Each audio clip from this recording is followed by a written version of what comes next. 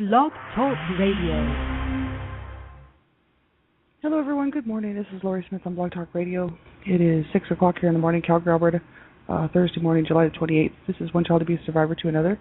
We're on for 30 minutes. It's a live internet streaming radio broadcast from blogtalkradio.com. And our room's open, and I popped the link into there to what we're talking about. Been looking at this for over 2.5 months. Robert Birdie's webpage is From Joy to Me and You, www.joy2meu.com.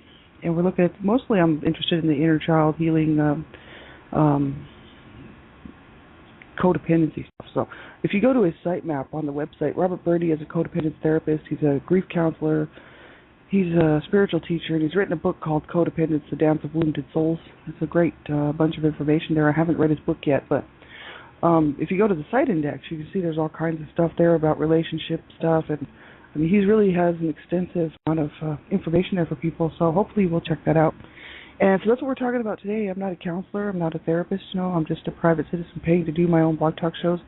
And I'm just wanted to be one more voice here speaking out about abuse and talking about child abuse. And I want to be sort of one more voice of encouragement for people out there, to keep looking for hope and keep that hope alive and keep looking for that help where you can find it, right? Because it's tough, And so I appreciate everybody's tuning in. I have a lot of people listening to shows archive and some people listening live, and I do appreciate you all taking the time to do that, because it's a lot of work keeping up with people's shows here on Blog Talk Radio. There's so many shows that I want to listen to myself. I have a lot of people that I'd like to tune into to listen to, and I've just been so busy I haven't been able to do it, but there are some great shows here on Blog Talk Radio.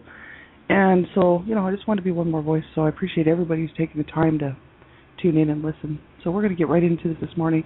So you have to listen at your own discretion. I'm talking about abuse, and it's a very sensitive subject, and if you think the show might bother you, you have to turn it off. And if you're under the age of 18, I ask that you have permission to listen to my show, because, this is not for young children, right? So I have no idea who's listening to the show. So if you're under the age of 18, I ask that you have someone listen to the show with you who's an adult who can help you make a decision whether you should be listening to my shows, right? So we'll get into this, and we're looking at the recovery. Robert Birdie, actually, he's a survivor, so he's talking about his own recovery process. And the title of the webpage is My Recovery Process and Taking Action. And so we're over halfway through the page here now, and taking a look at this. And we were looking at taking responsibility for being co-creators yesterday, and the day before, attitudes and behaviors is what's coming up here next. And so hopefully everybody's getting something out of this. I know that I do. And it helps me to put into place, like what I'm going through, what I've been through, and what I need to work on. So hopefully it's helped somebody. So attitudes and behaviors, this is from Robert Birdie, and he says, I will be talking in the other articles in this series about how to change our attitudes and our relationship with our own internal process, so that it is possible to overcome the childhood programming and emotional wounds. And it is very important to do this work in order to take the shame and the fear out of the process as much as possible. So he says, one of the reasons we have not been able to grow up and take responsibility for being co-creators in our lives is because of our fear of doing it wrong, making mistakes, not being good enough. Those fears caused us to swing between the extremes of putting all our time and energy in being in control, or giving up all of responsibility and any semblance of control. So he says, I can have some power over my own behavior. I can make choices about where to exert my willpower. I can take actions that are aligned with loving myself instead of always taking action to repress the feelings and escape reality. And that's a good one. So many people will do whatever it takes to escape the reality of having to go through and heal and work on their healing journey from whatever it is they're trying to get over. Whether they're just numbing themselves with alcohol, or numbing themselves with cigarettes, or whatever it may be, drug abuse or whatever. They said, it really, this is basically why I smoke, I'm sure, is because it allows me to not have to cope and deal with what I need to deal with. And, it's very much one of those things that, well, if I can have a cigarette, then that means I don't have to deal with what I need to think about or whatever. It's always, I've just used it as a crutch, right? And so, but I was doing that with drugs and alcohol until I was about 21, and then, finally got off those, but haven't really been able to get away from the smokes, even though I did quit for a year and a bit. But I really need to get control on that, because I know why I'm doing that, you know what I mean? But I think there's a good time for everything, and I think that eventually I will quit again. So he says, in order to get sober, he had to, at least him, this is him talking, I had to start taking the action of not picking up that next drink. So I needed to take the action of going to the meetings and calling my sponsor. I need to start reaching out for help from people who were in recovery instead of fellow alcoholics, addicts, and codependents who would enable my disease and endorse my excuses. And that's interesting. That's really true because that's what I had to do at the age of 21. I mean, I had to drop my friends because my friends were all drug addicts and drug users. And we're talking heavy duty drugs. We're not talking the odd occasional joint or something. These people were meth users, cocaine users, speedballers,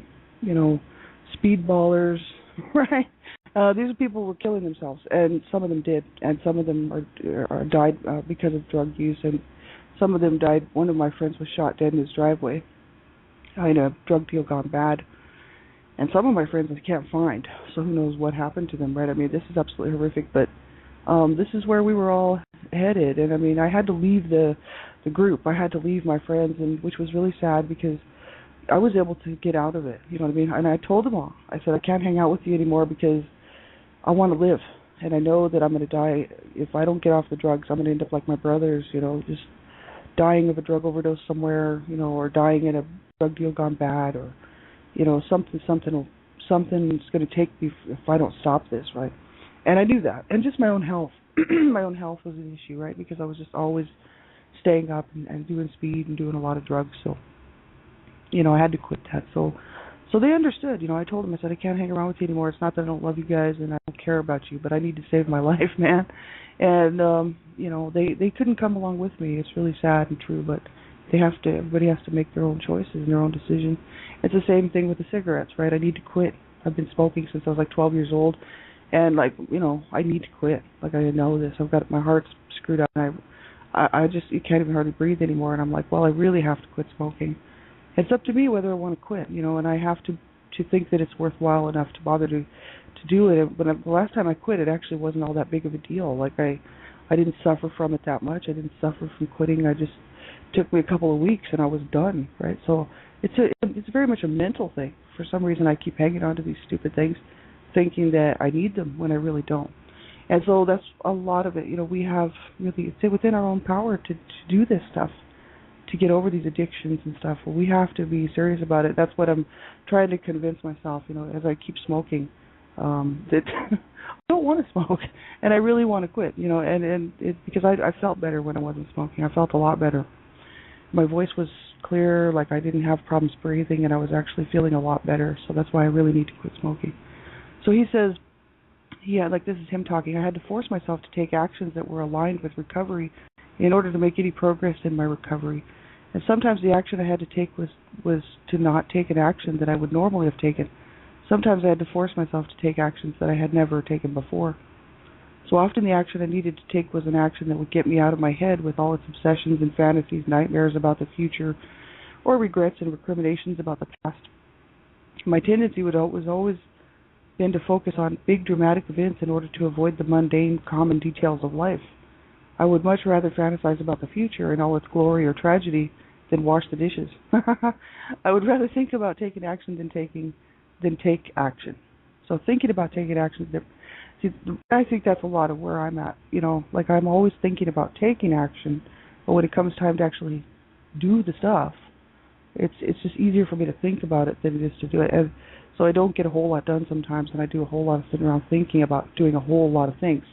And so I've got these to-do lists sometimes that are just so huge. I'm thinking, I've got to do this, this, this, and this, take action on all of this stuff. And then when it comes time to do it, it's okay, I'm much happier just thinking about it. So I sort of understand where he's coming from here. Because I was very good at thinking about taking action. At a point when I was a couple of years in recovery, I found some old journals from the days when I was still drinking and using, so this is him talking.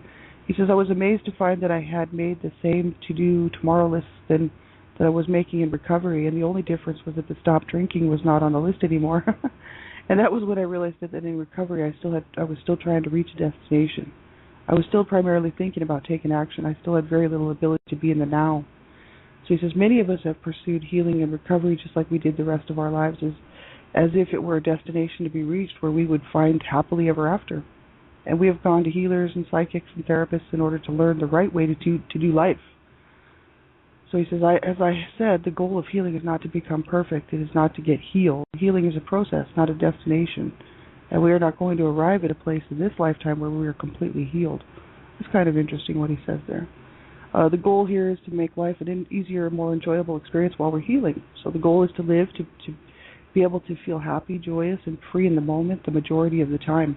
And I think that's really what it is. It's not,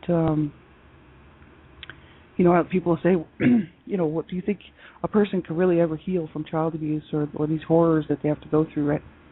And I mean, I always like to think that there is some place, through the healing process where a person would wake up one day and feel like, wow, I feel so much better, and 4 years later, I mean, I started my healing journey 4 years ago in April 2007, and so, I'm sitting here thinking, yeah, I feel a lot better than I did, even though I still have some issues to work through, and I'm still, obviously dealing with things that I need to deal with, that people would say, well, you're not really, you still have to work on them quite a bit, and it's true, because I still have some issues, But the thing is that I am in such a better place. I'm in a lot better place than I was, and that's just about feeling about myself, right?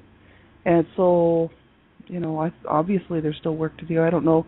They said, healing journey is a process. It's not something, 2 months from now I'm going to be totally healed and I'm going to just forget all about what happened to me and I'm going to still feel great. I don't think that's the case, and I think that there will always be triggers. There will always be things that will come up because this was a part of ourselves, right?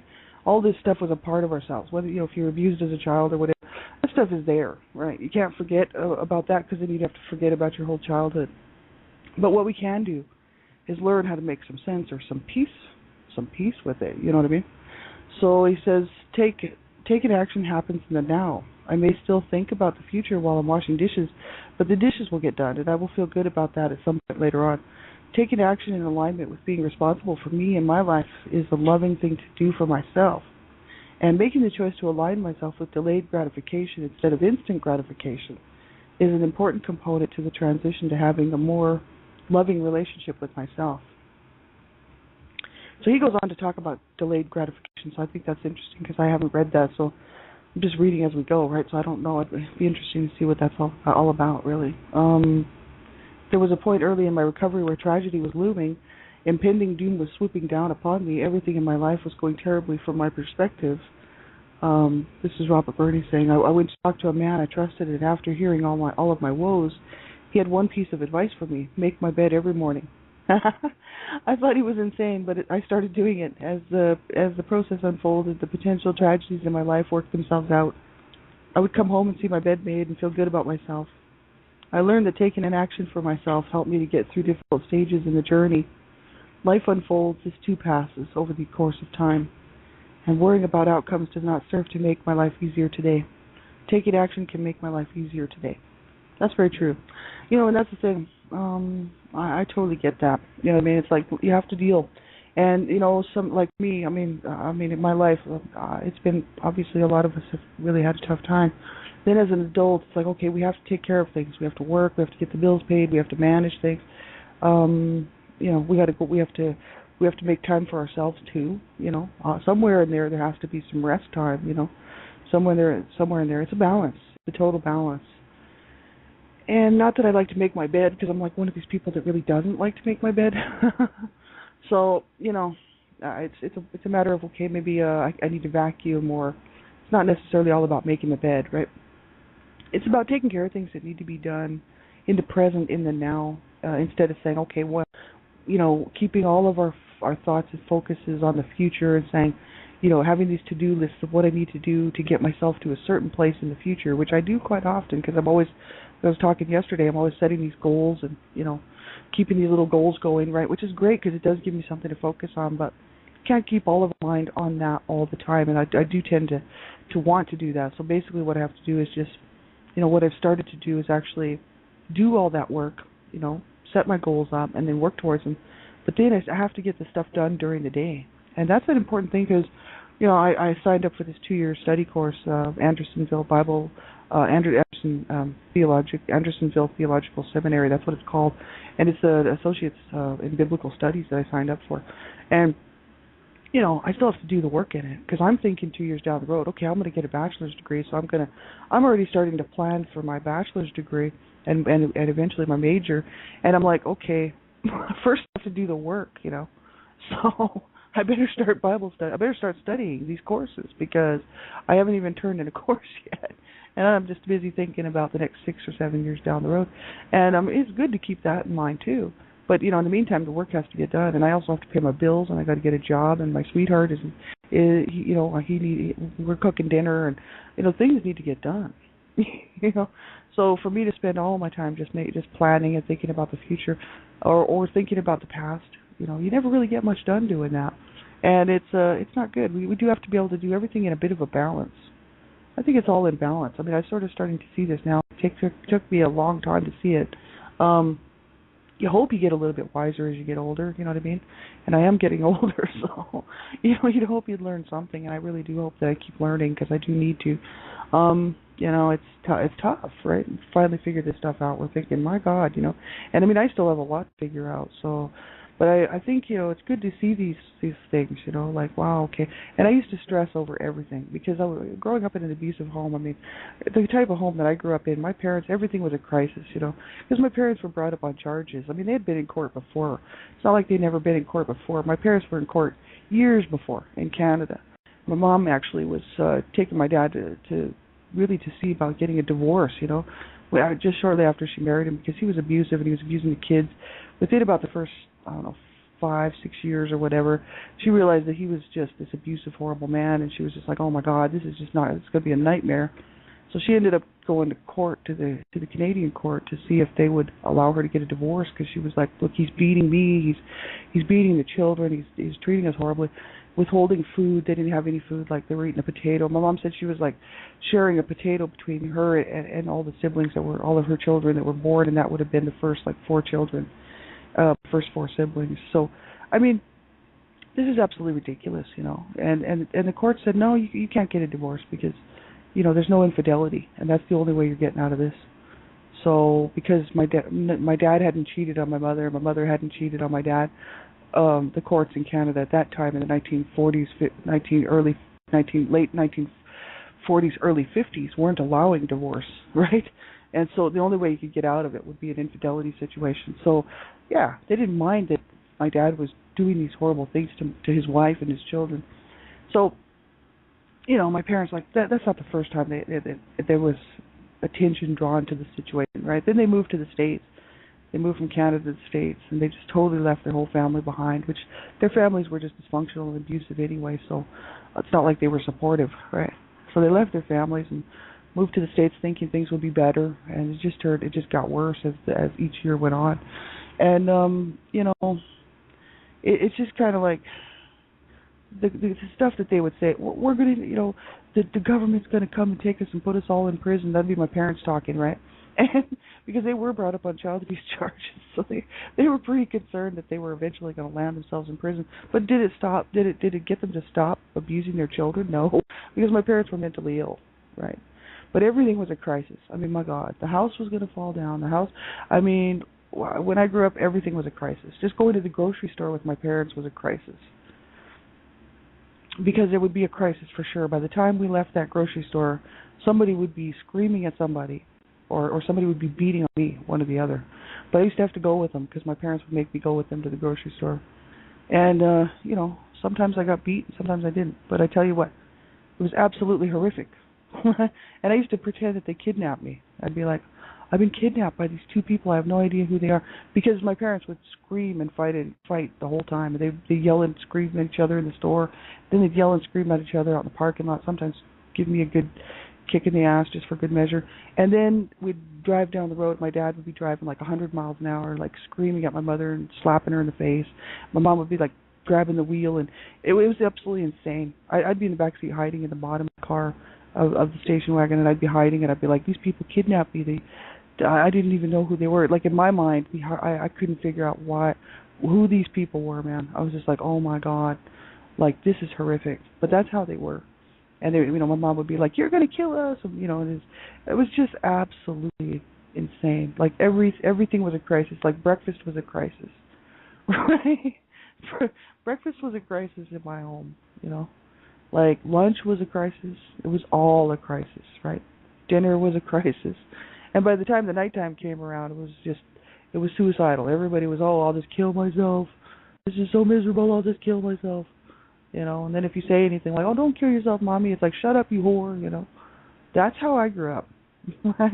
And all of my siblings would back me up on that, and I know the two that were living would back me up on that's how we grew up. And it was absolutely a flippin' nightmare. And the issue is like later on as a young person growing up like that, dealing with that for my whole entire life, by the time I was a teenager, my nerves were shot, And everything was a crisis to me. Having to go to school was a crisis. I mean, for me to try to get through my day at school, that's why I started using drugs and alcohol at the age of 12. I was, man, I'm joining my brothers. At first I hated drugs when I was young, just seeing what they did to my brothers, but how my brothers were on them and everything. It was horrible. And then 12 years old, I thought, I'm joining them, man. I am totally joining them, and I'm going to be high for the rest of my life. That's what I thought. And I was like, I don't care, because I'm going to die anyway. I'm already dead. May as well just finish it, And so, that's horrible, right? I mean, that's the only way I could cope with going to school. And, just cope with my daily life, going home from school, not knowing what I was walking into. So absolutely horrific. And this is so many children's lives out here today. We know this, right? And so many people who have survived this. But this is, and then growing up, and then a young teen, just growing up and still dealing with the abuse. Everything was a crisis. It was all a crisis. If I came in the room, it was a crisis to my mother, especially like right around between the ages of like 13, 14, 15, 16. It was a huge crisis just because I lived, And just because I was there, my mother was just like, it was my nightmare, And my dad was abusive too. My mother was my main abuser there, and then I got older and I started to have to learn how to work and get along in society. And I was just like, oh God, I was high all the time, and I was high on everything I could get my hands on. You know what I mean? And I mean large quantities, whatever I could get my hands on. Right? I didn't care, and it's the only way I could cope, because everything was a crisis. Just having to get up in the morning was a crisis. So then, as a young adult, I started to have to realize that, hey, I can go and I can do these things. I can attend school. Finally, went back to school at the age of 25. Got off the drugs. I can do these things. I thought, there's no reason other people are doing these things. I can do these things. I can live. Right? I can learn how to do this. And it's been a long haul, But so for a lot of survivors like myself, having certain things in our lives really, do present a problem. Like for myself, my sweetheart is terminally ill, and that was a huge crisis when we found out that he was terminally ill. He was dying. He was only given like 2 to 5 years to live, but that was a long time ago. That was 10 years ago.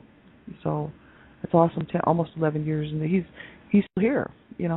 So over the last 10 years, I've started to realize, wow, life is very uncertain, and we just don't know what's going to happen tomorrow. So just because I was abused as a child and everything was a crisis doesn't mean that that's the case, and it doesn't mean that it has to be bad, and it doesn't mean it has to ruin my life, even though when you're going through it, it's pretty scary.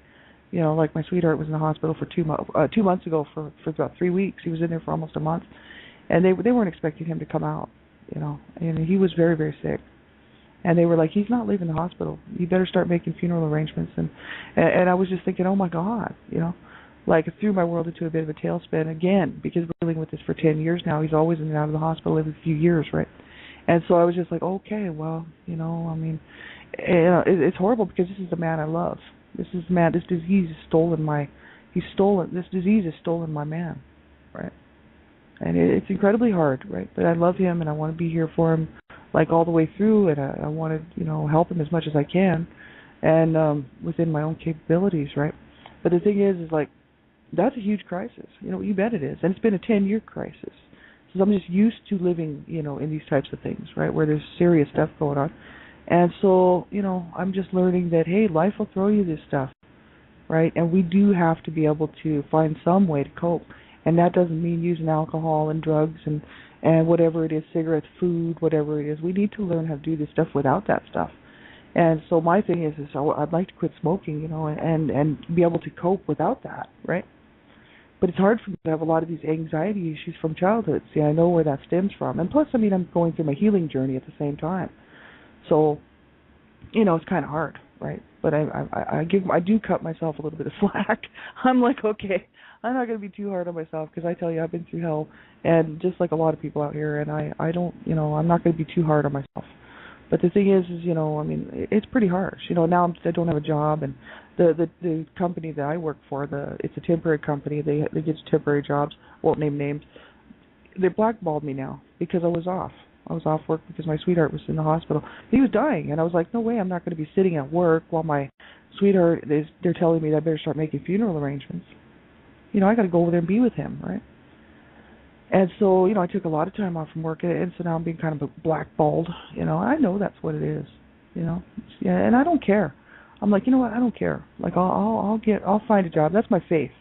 I got really strong faith, as everybody knows. I'm a Christian, and I do my show here on Sundays. I got faith. That's what keeps me going. But the thing is it doesn't. In the meantime, there are all of this stuff that has to be dealt with. And it's not easy. So it's a lot of people. I think I just know where people have been and where I've been, and things. A lot of people would be freaking out in my situation. Oh my God, no job, no income, and I got huge bills, And my sweetheart's very sick, but he's helping to pay for some of the bills now because he's moved back in with me, which is great. Which I can help him, and he helps me, and I help him. That's the great thing about that. We love each other. We have problems. We always have our little issues, but so does everybody, right? But the thing is at the end of the day, we love each other. We want the best for each other. So, but it's hard. It really is hard, because a lot of people would panic in my situation. They'd be like, "Oh my God!"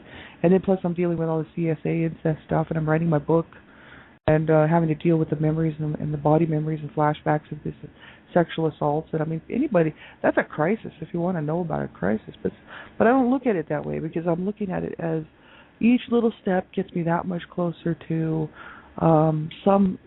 feeling better, and working things out, working things through. If I continue to do these things, and that's kind of what Robert Burdy's saying. As long as he keeps doing things, as long as he stays in action, keeps making his bed, keeps doing these things, right? Keep paying my bills, keep looking for a job, don't give up. And basically, that's what it's all about. I seriously think that what he said there, that whole piece of what he said there, really was a big message of don't give up and stop making your bed. Don't give up and stop doing these things that we need to do. Because if we continue to take action, eventually it will happen. And that I totally believe. Because there's a whole laws, the laws of nature, and a thing in motion stays in motion, and blah, blah, blah. That's very true. And so for everything that you do and everything that I do to try to help ourselves out here, it all does add up, and it stays in motion. It keeps the thing working towards the finish line, which is, like he said, there's no finish line. We're always a work in progress, and I think everybody is. There's no perfect person on this planet that just doesn't need anything. There's just nobody like that. So it's like, we're all working towards something, right? I'm working towards peace in my heart, right? And which I mean, I have found a lot of. Let me tell you that over the last 4 years. But I'm still looking for. I don't know. I'm looking for some sort of acceptance of myself, I guess, and I still haven't quite done that. And I think because when I read the stuff about accepting the abuse and accepting all the stuff, that the pain and the wounds and the horror that it was, I'm still working on that. Because I don't want to accept that because it was so horrific, right? But that's part of the grieving, and that's still part of the the hurting part of it, right? To accept the hurt, to accept the pain, and that's I'm still working on that.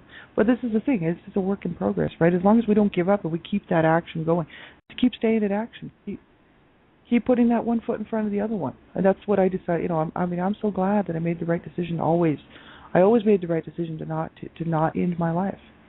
2 of my brothers killed themselves, and I mean, my mom was always talking about killing herself. My dad was always trying to kill himself. Well, I mean, my family was suicidal, right? And so, I'm so glad I made the right decision. I was like, oh man, I totally made the right decision. So for any of my stupid, dysfunctional family members out there who think that I'm just an idiot and a moron and deserved all those beatings and being raped and sexually used, screw them, right? because I mean I made the right decision.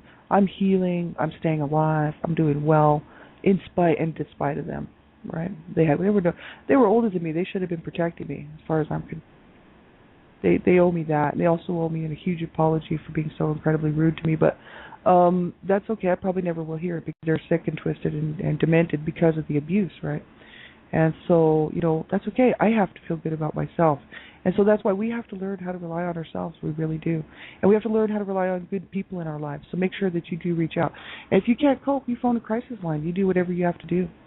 But you make sure that you stick around and you get the help that you need and allow yourself to heal, whatever help that is, whether it's counseling, therapy, group therapy, or just doing self-help or whatever it is. But you make sure you stick it out and, do not allow this to destroy you. And that's what I decided to do, that I was just going to heal. I was going to work towards my healing journey. I didn't care how long it takes or what I do to do it, but I'm doing it. And that's my commitment to myself because I love myself more than people ever thought. And the issue is that my dysfunctional family will never love me, and they can't, right? And so I can't wait around for them to give me a pat on the back. It's like I got to keep on moving forward, man. And it's up to me. It is completely up to me. So make sure you make the right decision for yourself, and you stick around for another day, and look for a better day, right? And work towards it. So we'll talk to you guys soon. Have a great day. I appreciate you being here with me. Everybody who's tuning in live and catching the archive. And I'll be back on. I'm off tonight. I don't have any shows tonight. I'll be back on tomorrow. One Child Abuse Survivor to Another. And check out Dreamcatchers for Abused Children. Tonight it's Elizabeth and Star talking about the teen issues, and they're just awesome. And I hope that you will tune in on Blog Talk Radio here under just type in the browser Dreamcatchers, and it'll take you to the show. So be sure to tune in for that. That's 9 o'clock Mountain Standard Time, 11 o'clock p.m. Eastern Standard Time. And thanks everybody for being here. Have a great day, and we'll talk to you real soon. Bye bye.